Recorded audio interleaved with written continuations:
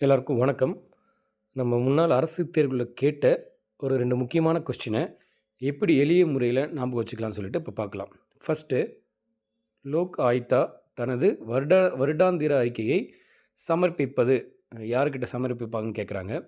So first நம்ம வந்து லோக் ஆயுக்தானா என்னன்னு சொல்லிட்டு பார்க்கலாம். லோக் ஆயுக்தா என்னன்னு பார்த்தீங்கன்னா, ministers ministers, MLA MLA so government officer இருக்காங்க இல்லையா? Government officer.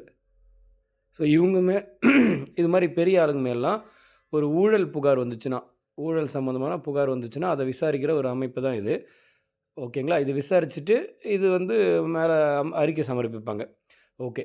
இப்போ ஒரு இயர்லி இருக்கிற அந்த வருடாந்திர அறிக்கையை யார்கிட்ட வந்து சமர்ப்பிப்பாங்கன்னு சொல்லிட்டு கேட்குறாங்க. ஸோ இப்போ ஸ்டேட்குள்ளே நடக்கிற எம்எல்ஏ, மினிஸ்டர் இவங்கள பற்றிலாம் விசாரணை வந்து அறிக்கை வச்சிருந்தா, அது திரும்ப யார்கிட்ட கொடுக்க முடியும்? பாருங்க. இப்போ சென்ட்ரல் வந்து பிரசிடென்ட் மாதிரி, ஸ்டேட்டில் யார்? கவர்னர். ஸோ அதனால் கவர்னர்கிட்ட தான் இதை கொடுக்கணும்.